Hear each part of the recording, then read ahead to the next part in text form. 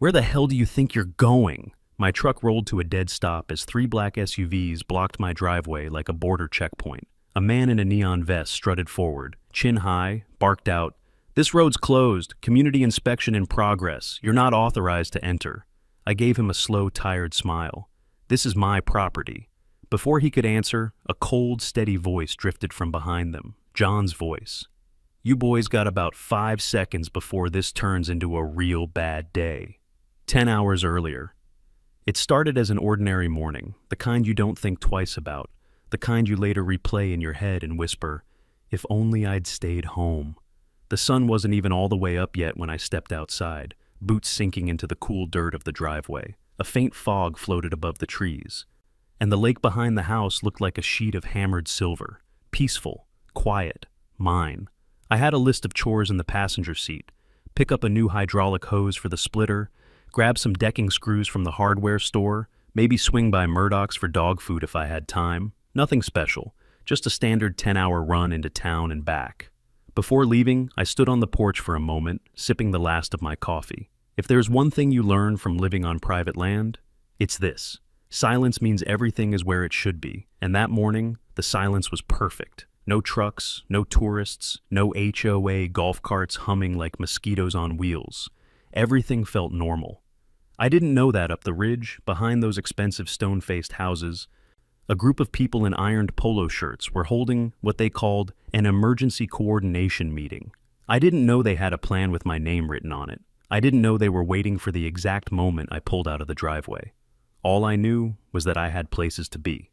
As I walked to the truck, my phone buzzed. A text. John. "Hey, brother. You home later? Swinging by to drop off that water gauge?" Damn. I had told him to come by this week. I'd forgotten the exact day. I texted back, "Running into town, be back around sunset. You can still swing by if you want." I didn't think another second about it. John wasn't the type who needed an appointment. If he showed up early, he'd just wait on the porch or leave the gauge by the door. And honestly, knowing he might be around made the place feel even safer. Turns out, it might have been the only thing that saved my entire property from being taken apart like a crime scene. As I pulled down the dirt road, kicking up a small cloud of dust behind me, the world looked so normal it was almost funny. No signs of trouble, no footprints, no strange cars, nothing. But 10 hours is a long time.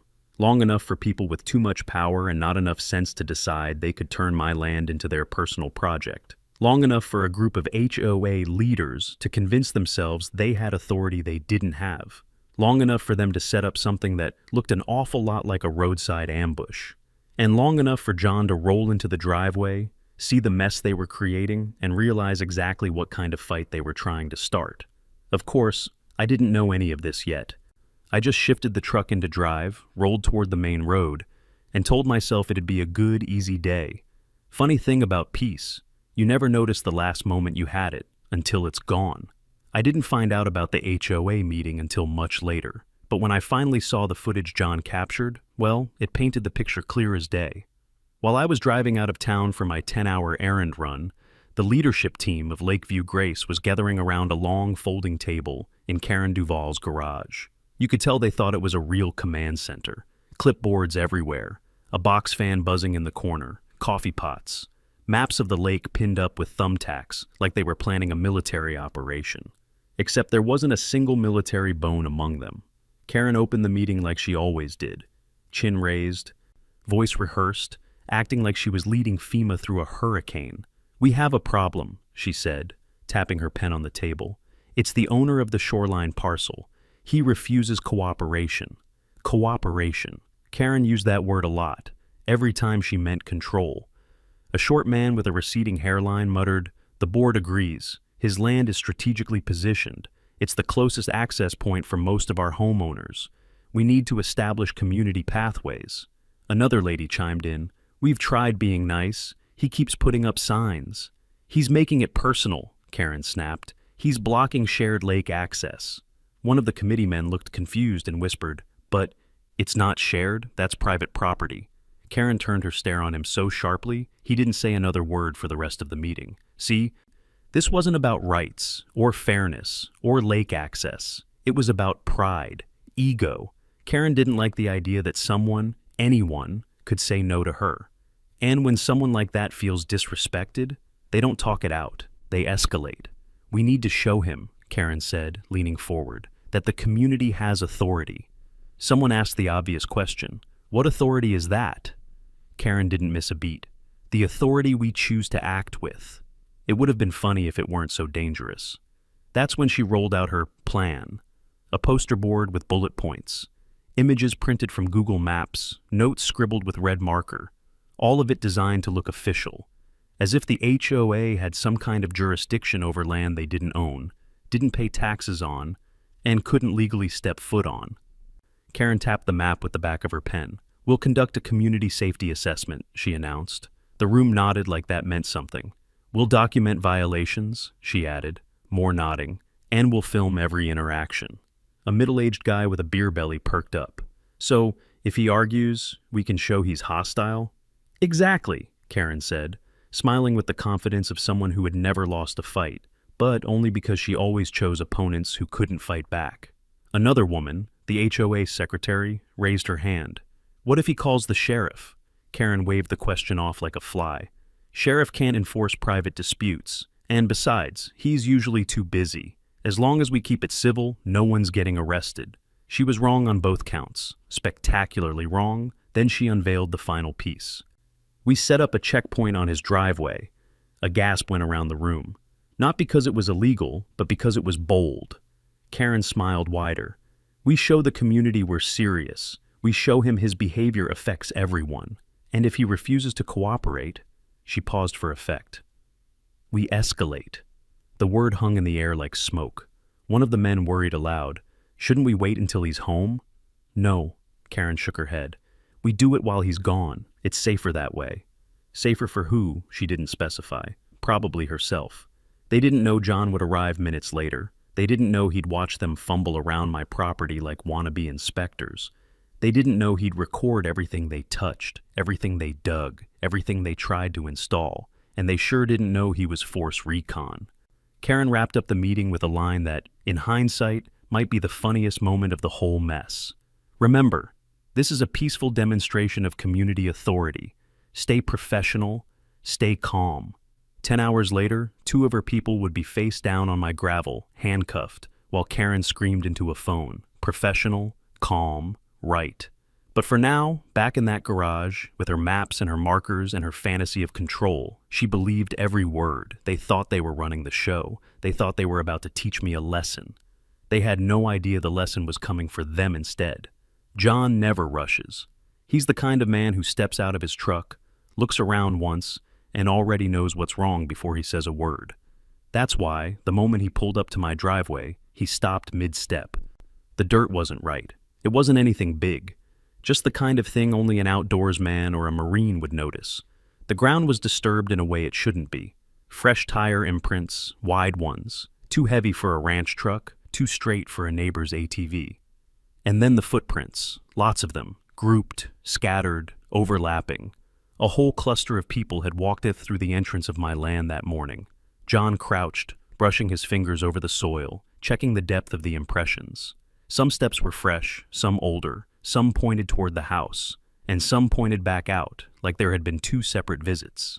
He didn't panic, he didn't swear, he didn't grab his phone and call anyone. He just stood up slowly and looked toward the tree line, eyes narrowing. Something moved earlier that morning. Something organized. He walked a little farther down the drive, staying silent, one hand resting lightly near the phone clipped to his belt. Then he saw it. Something small that didn't belong. A thin survey stake, bright white plastic, jammed awkwardly near the ditch line. A stake I never put there. A stake that wasn't old. Still clean, still sharp, still smelling faintly of new hardware store plastic. John checked the ground around it. Boot prints, shallow, hurried. He followed the trail farther and found a spot of loose earth, like someone had tested a shovel there. Not a real hole, just a few exploratory stabs into my soil. Testing, measuring, preparing. John felt the back of his neck tighten. He glanced toward the lake, and from the far ridge, just for a moment, he saw the glint of sunlight off a windshield. A vehicle, black, parked just long enough to signal presence, not long enough to identify. Then it pulled away. John raised his phone and zoomed in, catching only the shape of an SUV disappearing around the bend. He murmured to himself, "Someone's been busy this morning." He moved slowly, circling around the front of the house, always careful to stay behind cover. He wasn't hiding out of fear. He was hiding to gather information. John tested the doorknob, untouched, windows undisturbed, no signs of a break-in. But the land had been stepped on by strangers who didn't belong. He checked his phone, no service, bad timing. Still, he typed a message to me anyway. "You heading back soon? Something's off here." The phone churned, then finally blinked. Message not delivered. John exhaled slowly. He walked back toward the tree line, found a shaded position with a full view of the driveway and the house, and settled in like a man preparing for a long wait. He didn't know exactly what the HOA was planning. He didn't know how many would come back. He didn't know when, but he knew something was coming. He could feel it in the ground, in the air, in the quiet. So he stayed in the shadows, watching, waiting, like a guard dog that decided to sit on the porch until his friend came home. John didn't have to wait long. It started with the sound, an engine rumbling far off in the trees. Then another. Then the unmistakable crunch of gravel under tires. John shifted slightly behind the cedar tree, raising his phone. A black SUV rolled into view, then a second one, then a third. No markings, no utility logos. Just shiny paint, bright daylight, and a whole lot of entitlement. The doors opened almost in unison. 6 people stepped out wearing matching neon vests labeled Lakeview Grace, Community Safety Team. John whispered, "Oh, this is gonna be stupid." The group split up, moving with the clumsy coordination of people trying to look official without actually knowing what they were doing. 2 carried clipboards. One had a tape measure he kept pulling out, but never using. One guy lugged a tote bag full of plastic stakes. And 2 men headed straight toward my electrical pole. John zoomed in. The first man opened the tote bag and pulled out a small gray box. Cheap, unbranded, something bought off Amazon for $20. He held it up proudly. "There," he said. "Put it here. Make it visible." The second man nodded and began screwing the fake box to the pole. John filmed every movement. He caught their voices perfectly. "Once this is up, we'll have proof he ignored a hazard notice. Karen said get photos from 3 angles. She wants it to look official. Are the stakes ready for the walkway?" "Yeah, we'll say he blocked a historical path." John felt his jaw tighten. This wasn't trespassing. This wasn't a misunderstanding. This was fabrication. Intentional, premeditated setup. And they were doing it while I was gone, because they were too scared to do it while I was home. One of the clipboard men turned, scanning the area. His eyes locked on the shape in the trees. John didn't flinch. He waited until the man raised a hand. Sir? Can we help you?" John stepped partially out of the shadows, posture harmless, voice calm. "Just passing through," the man frowned. "This area is under a community inspection." "On a private driveway?" John asked lightly. The man hesitated. "Temporary enforcement authority." John smiled politely. "Good luck with that." He didn't challenge them, didn't confront, didn't scare them off, because scaring them off would end the evidence gathering. And evidence was exactly what I needed later.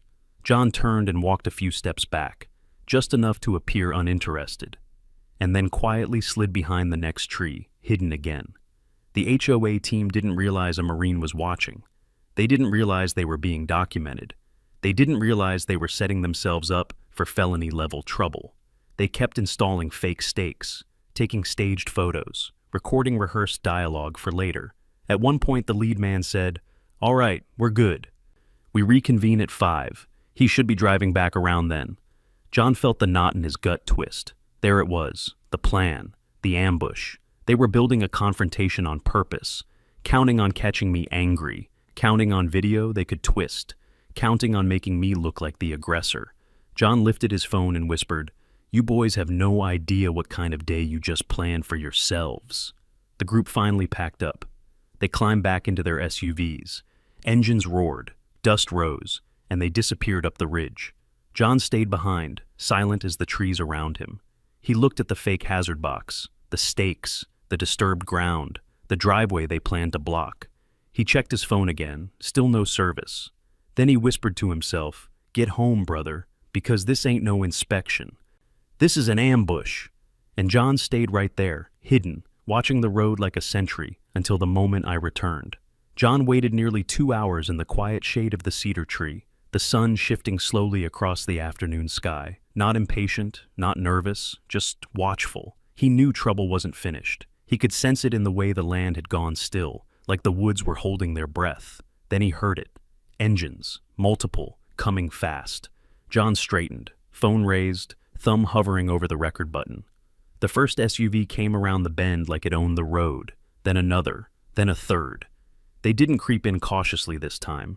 They rolled in with the confidence of people who believed they had authority. The doors swung open immediately. The neon vests were back, this time with more gear. Traffic cones, caution tape, a folding barricade, a metal sign that read, "Community Safety Enforcement, checkpoint ahead." John whispered, almost amused, "Oh, you've got to be kidding me." One of the women snapped her fingers at the group. "Okay, team, he should be here soon. Set it up exactly like Karen said." Exactly like Karen said. That phrase alone made John grind his teeth. The men dragged the barricade across the driveway, blocking the entire entrance. Not partially, not symbolically, fully.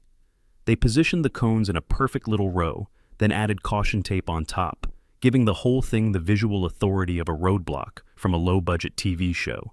John zoomed in with his camera. Every angle, every movement, faces, license plates, conversations. A man with a gut hanging over his belt slapped a clipboard against his palm and barked, "Remember, when he pulls up, keep your phones recording. We need proof of hostile escalation." John swore under his breath. They weren't just anticipating trouble, they were planning it. One of the younger guys raised a hand nervously. "But what if he doesn't get angry?" Clipboard guy scoffed. "Oh, he'll get angry. Karen said he's the type. Just keep pushing." "Push? How?" another man asked. Clipboard guy grinned. "Simple. Don't let him in. Block the road. Tell him there's a safety violation on his property and he can't enter until we finish the assessment." A woman chimed in. "Karen wants the footage of him refusing to cooperate. If he touches a cone or moves a barricade, that's aggression. Document it." John's jaw locked, his breath shifting from calm to cold, predatory, coordinated, scripted, and all of it on my land. The men continued setting up the checkpoint with ridiculous ceremony. One hammered a stake into the dirt. Another adjusted the angle of the sign like he was prepping for a parade. Two more paced around, practicing lines under their breath. "Sir, we need you to calm down." "Sir, this is for community safety." "Sir, don't raise your voice." John recorded all of it. Then came the part that made his stomach drop. Clipboard guy clapped his hands. "All right, last thing. Where's the kid?" A teenager stepped out of the SUV, holding a neck brace in one hand and a small sling in the other. John muttered, "What the hell?" The kid whined, "Do I really have to wear this? It's itchy." The woman scolded him. "Karen said it'll help reinforce the injury claim. Put it on." The teenager groaned, slipped the brace over his neck, and half-heartedly adjusted it. John zoomed in. His voice dropped to a whisper, "You've got to be out of your damn minds." They were staging an injured witness, preparing the scene, building a narrative, hoping to provoke a reaction, catch it on camera, and twist the story until the sheriff, or a judge, sided with them. John inhaled slowly, grounding himself. He needed to wait. Interfering now would jeopardize the evidence. And he knew me. He knew once I arrived I'd see through the act immediately. He just needed to be there when the moment came. The HOA team began rehearsing positions like actors before a play. "Okay, you two stand in front of the barricade. You three film from the side. Kid, sit on the cooler and look sad. No, sadder. Remember, stay firm. Don't move out of his way." One of the men, the nervous one, asked, "What if he just drives around the barricade?" Clipboard guy shook his head confidently. "He can't. We blocked the ditch with the ATV." John's eyes widened. He shifted slightly and zoomed in. There it was. A red ATV parked sideways across the narrow ditch that lined the drive. They had fully blocked the entrance. Not suggested, not symbolically limited. Absolutely blocked. John felt the temperature in his chest rise. Not anger, not panic. Focus. He checked the time, checked the angle of the sun. You'd be pulling down the gravel road any minute. He raised his phone again, pressed record, held his breath. The stage was set. The The actors were in place. The trap was ready. And John whispered to himself, steady as a sniper settling into position. "All right, brother, come home. Let's end this circus." Then he stepped back deeper into the trees, close enough to intervene, far enough to stay unseen, ready for the moment the engine of your truck rolled into earshot. The sky had turned the color of warm copper by the time I turned off the highway and onto my gravel road. 10 hours in town had drained me dry, and all I wanted was my porch, my lake breeze, and a quiet evening frying up the leftovers I'd planned the night before. Ranger, the old shepherd mix in my back seat, lifted his head and gave a soft growl, not angry, not afraid, just alert. "Yeah," I muttered. "I feel it too." Then we rounded the last bend, and the world in front of me stopped making sense. 3 SUVs sat parked sideways across my own driveway, forming a barricade so tight it could have stopped a cattle stampede. Bright orange cones dotted the ground. Yellow caution tape stretched across the road. A metal sign leaned crookedly against a cooler. Community safety checkpoint. Do not proceed. My foot slid off the gas. What in the hell? 6 HOA members in neon vests milled around like they were guarding a crime scene. 3 already had their phones pointed at me. 2 stood in front of the barricade, arms crossed, chests puffed out, trying to look authoritative, and instead looking like men waiting for a bus that never comes. And then I spotted the cherry on this Sunday of stupidity. A teenager sitting on the cooler, wearing a neck brace that was at least 3 sizes too big. I recognized him instantly. Jason Duvall's buddy. The same kid who had been filming the night Jason tried to shove me. So that was the plan. A setup. A staged injury. A fake checkpoint. A camera crew to capture my aggression. I eased the truck forward until my bumper sat inches from the first cone. Clipboard guy, the self-appointed commander, marched up and slapped his palm against my hood. "Stop! This area is restricted!" I lowered the window halfway. Not for him, for the record. "What is this supposed to be?" "Sir," he said loudly, too loudly, "you cannot enter your property until this safety assessment is complete." "My property," I repeated slowly. "You're blocking my property." "Sir, remain calm," he said, already glancing at the cameras. Behind him, someone whispered just loud enough to be picked up on video, "He's escalating." I hadn't moved an inch. Clipboard guy squared his shoulders. "We have detected a hazardous utility violation within your perimeter. Until we complete our inspection, the community is liable if you enter." I blinked. Liable for me walking into my own land. "That is correct," he said proudly. "Please pull your vehicle aside and wait for authorization." Authorization. On a driveway my grandfather carved out 50 years ago. "And what if I don't?" I asked. He smiled like he'd been waiting for that very line. "Sir, refusal to cooperate will be documented as—" A voice cut him off like a blade slicing rope. "Don't say another word to him." The HOA crew stiffened, not in confusion, in recognition. Clipboard guy's face twisted. "You again? I thought I told you to move along earlier." I didn't even have to look. I knew that voice. John stepped out from the shade of the tree with the slow, quiet confidence of a man who had survived worse than this on 3 continents. He wasn't rushing. He wasn't posturing. He wasn't even angry, just steady, controlled, unshakably calm. He approached the side of my truck first, eyes flicking over me like he was running a medical check. "You good?" he asked. "Not yet," I said, "but I'm getting there." John nodded once.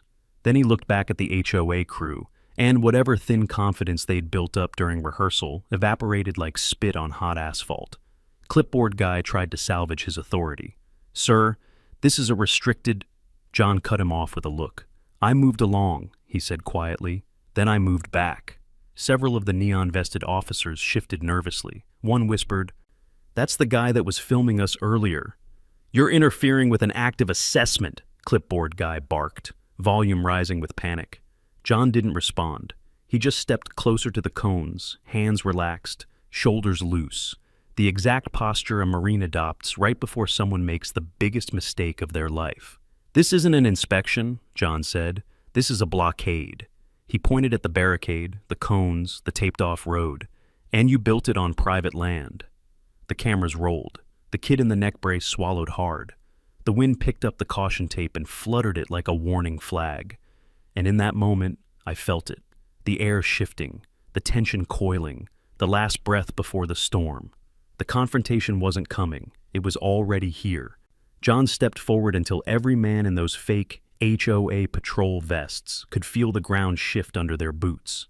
He didn't raise his voice. He didn't posture. He just planted himself in the middle of the gravel road and said, quiet as a church pew, "Move your vehicles. You've got 5 seconds." They froze. You could hear a wind gust roll through the pine line. 5. One of the younger HOA men swallowed hard. 4.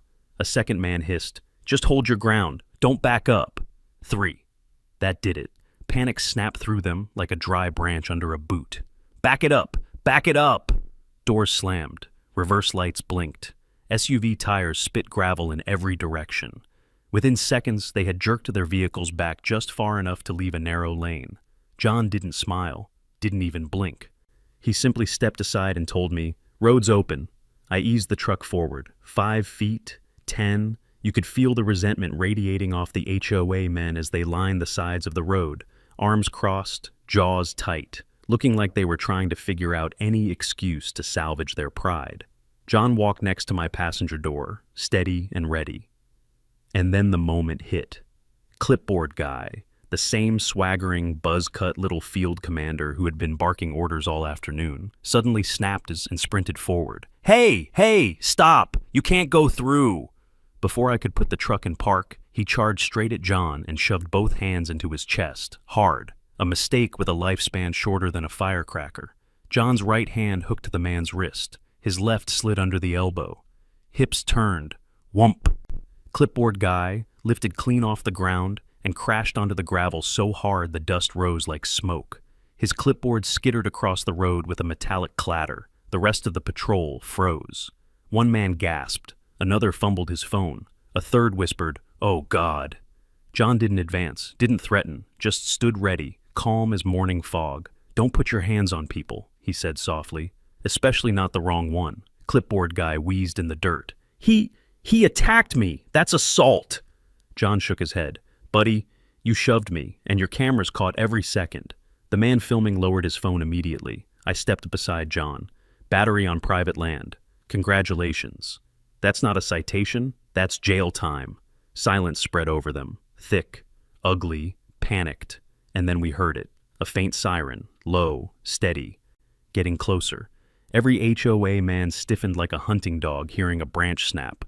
Clipboard guy's face drained of color. Karen said she'd handle the sheriff. John chuckled. "Looks like she ran out of magic tricks." Sheriff Bowman's cruiser rolled into view a moment later. No lights, no urgency. Just the steady confidence of a man who dealt with idiots for 3 decades and didn't expect today to be an exception.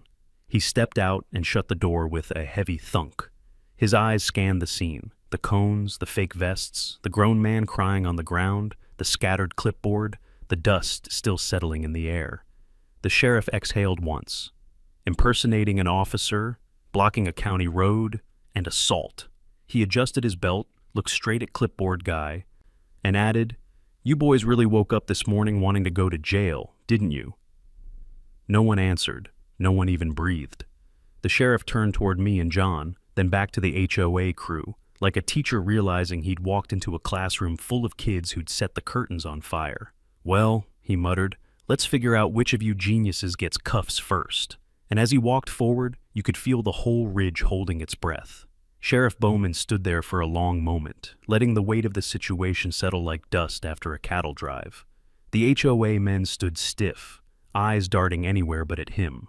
Clipboard guy, Randall, was still on the ground, one hand clutching his shoulder, the other lifting like he expected someone to help him up. Nobody did. Bowman finally turned toward me. "All right," he said. "Let's start sorting this mess." But before he could take another step, John spoke. "Sheriff, before you deal with them, there's something you need to see." Bowman paused, side-eyeing John the way old-school lawmen do when they sense a shift in the wind. "What is it, Sergeant?" John unlocked his phone, swiped once, then held it out. Bowman took the phone without another word. The quiet on that ridge went from tense to surgical. The first video showed up immediately. The HOA crew installing the fake utility box. The cheap plastic housing, the bogus cable, the phony county sticker, the fake grounding line they hammered into the dirt. And worst of all, the smug little coordination happening behind it. Bowman's eyes narrowed. John said calmly, "They were trying to create a false violation. Make it look like my friend tampered with county electrical equipment." Another swipe. The next clip came up. This time, the HOA crew stood around a teenage boy wearing a foam neck brace. A different man, clearly the self-appointed director, pointed a finger and barked, "No, no, fall slower this time. Make it look painful. We need it to look real." The kid nodded, lifted both arms stiffly like a bad actor, and then allowed himself to tip sideways into the grass as two adults pretended to gasp. Then another clip. The same kid, laughing between takes, eating a granola bar while a woman explained, "When we file the injury report, make sure you mention he took a blow to the head."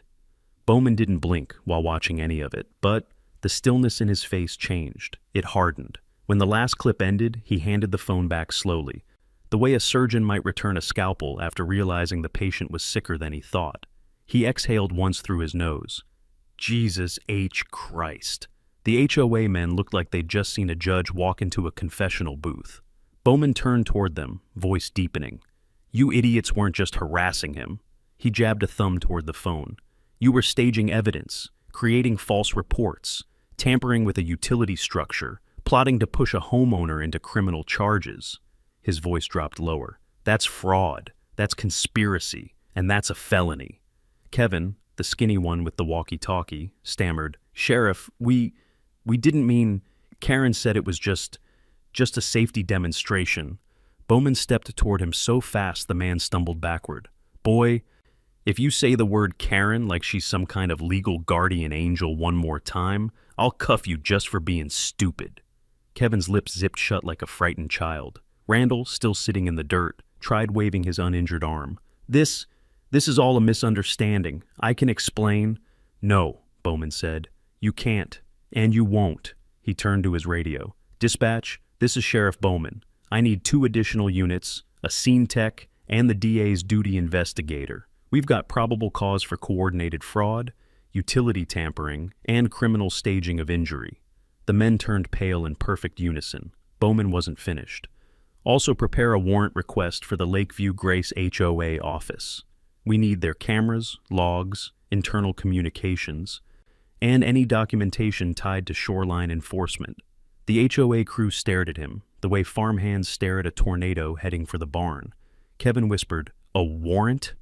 Bowman looked at him like he was looking at a stain. "You think you can pull this level of stupidity in broad daylight and not have me call in the DA?" The wind shifted. The ridge fell quiet again. Then the sheriff crouched beside Randall, the exact same way he had minutes earlier, but now the tone was different, cold, final. "You boys thought this was some neighborhood game," he said, a little flexing, a scare tactic. He held up the phone. This is organized fraud. This is falsifying evidence. This is an attempt to weaponize the legal system against a private citizen." He stood back up. "And in my county, we don't play with that." Randall opened his mouth, but no sound came out. Bowman continued. "Randall, you're being arrested for battery, obstruction, and your role in the staged utility scam." The other HOA men twitched. Kevin squeaked, Are we also—" "Yes," Bowman replied before he could finish. "All of you. You're all being detained pending questioning, and if your names show up in that HOA evidence pile the DA's about to sift through, you'll be charged accordingly." One of the older men tried to step toward his SUV. Bowman snapped, "Move, and I swear I'll tack resisting and attempted escape on top." The man froze mid-step. I felt something release inside my chest, a slow unclenching I hadn't felt in months. John simply folded his arms. Bowman walked back toward us, lowering his voice. "You two did good recording all this," he said. "Hell, you saved me a month's worth of headaches. And when this hits the DA, that HOA is going to fall like a rotten fence post." I nodded. John didn't. He just stared forward like he'd already moved on to the next threat. Behind us, backup sirens began rising in the distance. Sharper this time, closer, decisive. The sound of justice, not chaos. Bowman adjusted his hat, turned back to the trembling HOA crew and said, "All right, boys, hands where I can see 'em. Line up, one at a time. You wanted to play authority? Today you get to see what the real thing looks like. And for the first time since this whole HOA war started, the Ridge finally felt safe again. We heard her before we saw her. The engine, a high-pitched whine from one of those luxury golf carts the HOA insisted were eco-friendly transportation units. Tires skidding on gravel, a voice barking words none of us could quite make out yet, but the tone carried like a rusty saw. Sharp, shrill, desperate, Karen Duvall. Of course. She came flying around the bend so fast she nearly tipped the cart. Her sunglasses were oversized, thick white frames, designer nonsense that clashed with the fury written across her face. Her lips were pressed so tight they looked bloodless. She slammed the cart to a stop so abruptly that dust washed over her like a curtain. "What is going on here?" she demanded. Not asked, demanded, like this was still her ridge, her lake, her world. Sheriff Bowman didn't turn immediately. He finished cuffing Randall first, slow and deliberate. Then he straightened, adjusted his duty belt, and only then did he give her attention. "Afternoon, Ms. Duvall," he said, voice flat as stone. "You picked a hell of a time to show up." Karen's eyes darted from Randall in cuffs, to the other men lined up, to the evidence pouches on the hood of Bowman's cruiser, then finally to me and John, standing calmly like we were waiting for the cue to end. What did you do to them?" she snapped at me. I blinked. "Ma'am, I didn't do a thing." Her voice jumped nearly an octave higher. "They said you attacked them, that your friend assaulted one of our community officers." John let out a short, quiet exhale that wasn't quite a laugh. Bowman stepped forward. "Ma'am, these men aren't community officers. They aren't authorized by anybody. What they did today was illegal," Karen scoffed. "That's ridiculous. We were conducting a safety and compliance operation." The sheriff's jaw twitched. "On someone else's private property?" he asked. Karen opened her mouth, then closed it. Not because she realized she was wrong, but because she realized that answer mattered. She regrouped fast. People like her always do. She straightened her polo collar, lifted her chin. "Our HOA has authority to conduct wellness checks, access inspections, and necessary enforcement actions on adjacent properties." Bowman raised an eyebrow. "Adjacent properties owned by HOA members. He pointed at me, is not one." Karen fired back. "That entire shoreline is community relevance zone. It has shared recreational interest. The path his house blocks has been used for generations." "Nope." I said it calmly, but sharp. Her head snapped toward me, eyes wide with offended entitlement. I kept going. "There's a public access on the north side. You just don't want your residents walking an extra 15 minutes. "That's not the point." "Yes," John said from beside me, voice calm and deadly steady. "It actually is." Something in Karen's face twitched when she heard John's voice. Recognition. "You," she spat. "You're the one from earlier. You interfered with our inspection." John didn't blink. I walked by. "You threatened my officers." John shook his head once. "No. I told them to move their cars. You should be thanking me. They were about to get run over by a rancher coming home from town." The sheriff hid a smile behind a cough. Karen stomped forward until she was practically nose to badge with Bowman. "Sheriff, they have clearly assaulted my volunteers, and you need to arrest—" Bowman cut her off. "Ms. Duvall, your people installed a fake electrical box on his property. They staged an injury. They attempted to manufacture evidence for a false report." Karen's mouth fell open. That's absurd. Who told you that?" I lifted my phone. She went pale. Bowman added, "I've seen the videos." Karen's voice came out smaller. Those are out of context." John chuckled softly. "Lady, the only context was how to fake a neck injury." Bowman looked down at his notes. "Your people rehearsed it, directed it, pretended to fall, practiced lying, all recorded." Karen's lips trembled. They misunderstood my instructions. It was supposed to be a scenario drill." The sheriff stepped closer, voice lowering into that quiet, controlled register that scares grown men more than yelling ever could. "Ma'am, staging an injury for a false claim is fraud. Tampering with utility structures is criminal. What your board did wasn't a misunderstanding. It was a coordinated plan." Karen's eyes darted wildly, searching for something to throw back. And then she found her footing, not morally, but manipulatively. "You're only doing this because he," she jabbed a finger at me, "is manipulating you. He's dangerous, violent. He hit my son. The ridge went silent. John's head turned slightly. Bowman stared at her. I didn't move. Karen kept going, powered by sheer panic. My son came home bloody, injured, terrified, because that man attacked him on the beach like some animal. Bowman didn't blink. Your son shoved him first. Karen froze. The sheriff continued. It's on video. Both videos, actually. Your son's buddies filmed it for TikTok. Didn't work out too well for him. Karen went red, then white. She tried to recover. I don't care what your videos show. I'm the president of our association, and I demand you arrest. Bowman raised a hand. Ma'am, that single word made her stop mid-rant. You're not demanding a thing. You're about 2 steps away from being detained yourself. Karen's jaw dropped. On what grounds?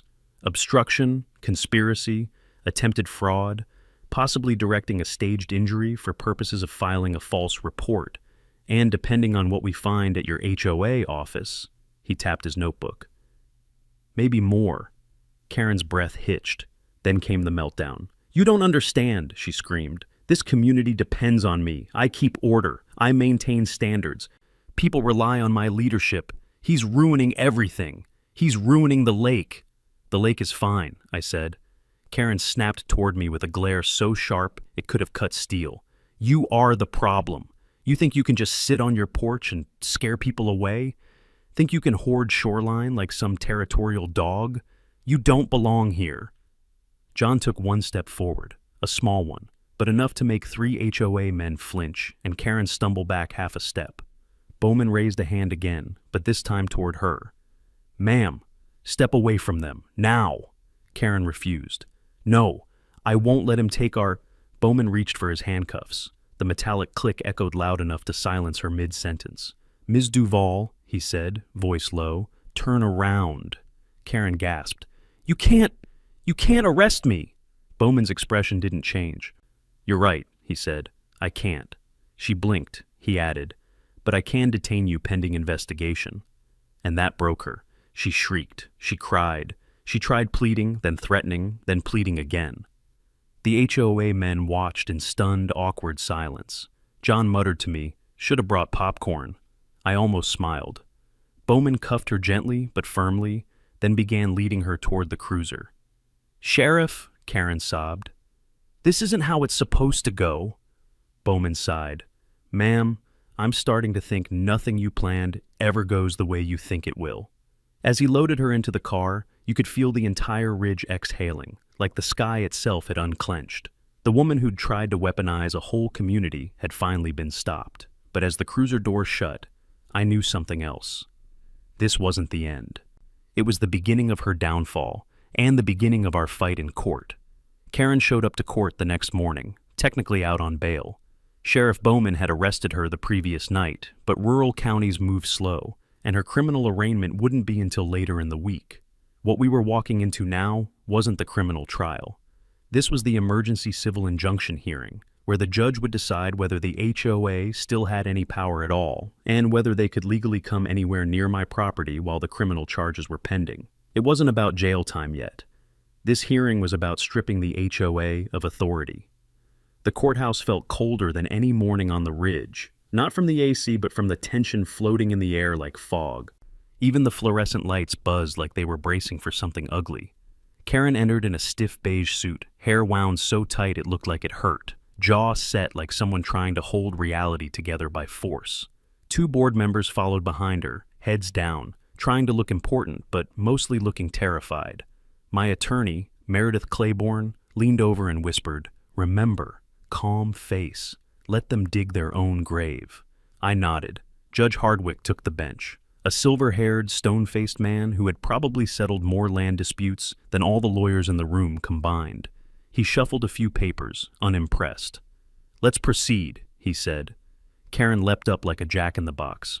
"Your Honor, before this begins, I request the immediate dismissal of all complaints on the grounds of harassment, targeted discrimination, and..."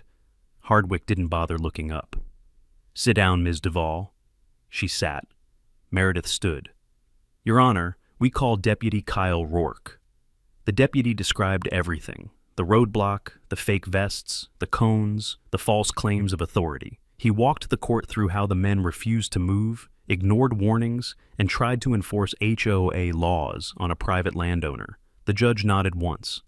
Next, Meredith turned to me. Your Honor, we have video evidence. Proceed. I stood beside her as the first video appeared on the big courtroom monitor. 4 HOA volunteers in fake uniforms installing a bogus electrical box on my fence post. Their voices were crystal clear. Just bolt it on. He won't notice. If the sheriff asks, say it's been here forever. You could hear the jury suck in a breath. Karen's face tightened into a brittle mask. Hardwick wrote something down, pen scratching like a knife. Meredith played the second clip. The room fell into stunned silence. There they were, these grown men rehearsing a fake neck injury like they were putting on a middle school play. Clipboard guy coaching the injured volunteer. No, lean more forward. We need it to look real when he drives up. Brace tighter. You need to look hurt. Judge Hardwick slowly removed his glasses and then pinched the bridge of his nose. Karen popped up again, voice cracking. This is completely taken out of Sit down, Hardwick said without raising his voice. She sat. Then Meredith cued the final recording. The roadblock. My truck stuck. Their cones. Their lunging threats. John's countdown, steady and cold. The shove. The takedown. The screaming. The fake badges. Their demands for HOA compliance. It was all there. When the screen went black, the silence felt heavier than before. Judge Hardwick stared at Karen like he was looking at a puzzle made of stupidity and arrogance. Ms. Duvall, he said, please tell me you didn't authorize this. Karen swallowed. I delegated enforcement to my committee. I didn't personally. Meredith stepped forward. Your Honor, we have emails from Ms. Duvall instructing her board to, quote, pressure the owner until he cracks and create recordable violations even if we have to establish them ourselves. Karen's eyes widened, like she'd been hit with a hammer. The judge blinked. Those words came from you? She trembled. They were taken out of context. I meant, Hardwick slammed his hand on the desk. No, they mean exactly what they say. Her attorneys shrank like scolded children. The judge exhaled long and slow. Your client is in very serious trouble. Over the next 30 minutes, whatever scraps of legitimacy the HOA clung to evaporated. They had no authority over my land, no right to conduct inspections, no right to approach my driveway, no right to place anything on my property, and positively no right to stage evidence. The judge's expression went from annoyed to offended to fully disgusted. Finally, he delivered the ruling. Effective immediately, Karen Duvall is removed as president of the Lakeshore Homeowners Association. Karen gasped, a tiny broken sound. The HOA is prohibited from contacting the plaintiff in any form, from entering his property, or from establishing enforcement activities within 500 feet of his residence. One of her board members actually whimpered. And due to the gravity of this evidence, the court is issuing a criminal referral to the county attorney's office for possible charges, including impersonation, conspiracy, fraud, and assault. Karen went pale as plaster, but the judge wasn't done. This HOA will be placed under provisional state oversight. A full financial audit will begin within 72 hours. Then the gavel hit wood, a crack so sharp it seemed to split the air. Karen slumped in her chair, staring at nothing. The board members quietly stepped away from her, like she was radioactive. John clapped me on the back. Well, he murmured, that's one way to ruin her week. I didn't smile, I just breathed. For the first time in days, I breathed freely. But deep inside, I knew the truth. The civil side was over. The criminal storm hadn't even begun. And when it hit, the HOA wouldn't survive it. By Thursday morning, the county courthouse looked like a stirred-up hornet nest. Reporters stood outside, microphones pointed at the front steps. Deputies kept weaving through the crowd carrying folders stamped with thick red labels. Criminal referral. Priority. Karen Duvall was no longer just a name on paperwork. She was now case number 24-319B in the state of Georgia. When the criminal charges were formally filed, the list was long enough to look like a grocery receipt. Impersonation of a public official, conspiracy to defraud, tampering with utility infrastructure, filing false reports, coordinated harassment, accessory to assault, attempted coercion of a private landowner, and one more charge added by the county attorney himself after watching the staged injury video 3 times. Manufacturing fraudulent evidence, I'd never seen a judge raise his eyebrows that high. It was almost funny, if it weren't so pathetic. That afternoon, the sheriff's office released the official mugshots. There was Karen, still trying to hold her chin up like she was posing for a driver's license renewal. Her hair was flattened on one side from the holding bench. The camera caught that twitch under her left eye, the one she always got when she lost control of a room. The board members didn't fare much better. Clipboard guy looked like he'd just been told Santa wasn't real. The fake electric box installer had the expression of a man reconsidering every decision he'd made since high school. And the staged injury volunteer, still wearing the damn neck brace. I don't think he knew whether to commit to the bit or abandon it. Sheriff Bowman told the press, "This wasn't a property dispute. This was an organized effort to intimidate a private citizen using fraudulent authority, and Georgia law has very little patience for that." He didn't mention my name, but everyone already knew. By sunset, the HOA group chat leaked online, screenshots of board members panicking, begging each other to delete old messages, asking whether they could distance themselves from Karen or claim she acted independently without authorization. Too late. The state auditor's office arrived the next day. 3 unmarked Crown Vics, 4 investigators in gray jackets, clipboards, laptops, evidence bags. They swept through the HOA clubhouse like a tornado in a trailer park. 2 hours later, they walked out with 7 boxes of financial documents, 2 desktop towers, a suspicious thumb drive, and something wrapped in evidence tape labeled Private Donations Ledger. From the look on their faces, whatever was inside had enough heat to melt steel. That night, the HOA held an emergency meeting. Only 10 homeowners showed up. Half of them left before it was over. The minutes leaked within hours. One sentence stood out. Motion to dissolve Lakeshore HOA due to legal liability and inability to continue operations. Passed 9-1.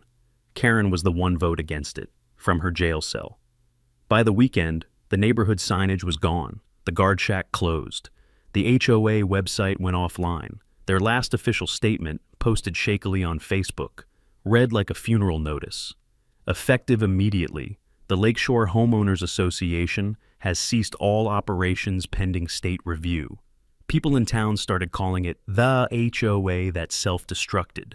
Then came the phone calls. One homeowner asked if he owed dues anymore. Another wanted to apologize for not knowing Karen was that crazy.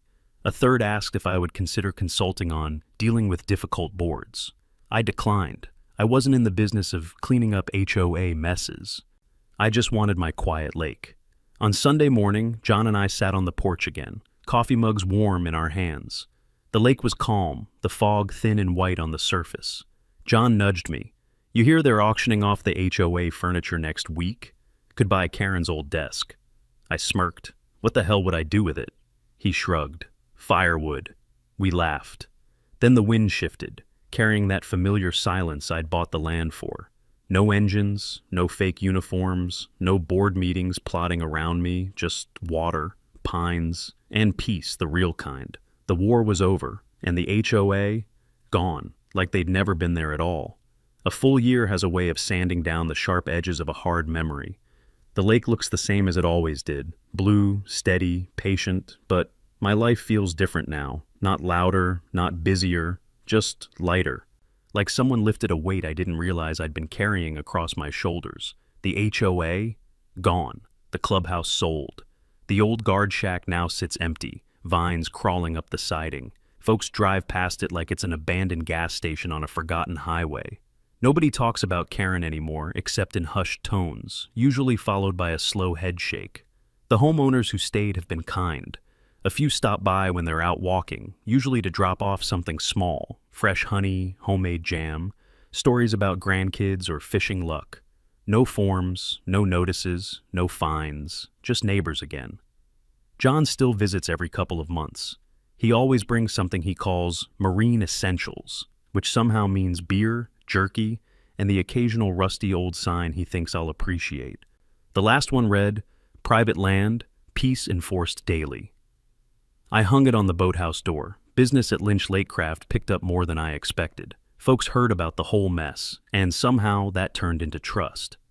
If you fought an HOA, one man told me, you can damn sure fix a boat. I didn't argue. Tonight, I walked out to the dock, same as I did that first week I bought the land. The boards creaked under my boots, warm from the day's sun. The moon stretched across the water like silver spilled from a mason jar. I sat down at the edge, feet dangling over the calm surface, and let the silence wrap around me, clean, real, earned. No patrols, no threats, no HOA, just the lake, just home.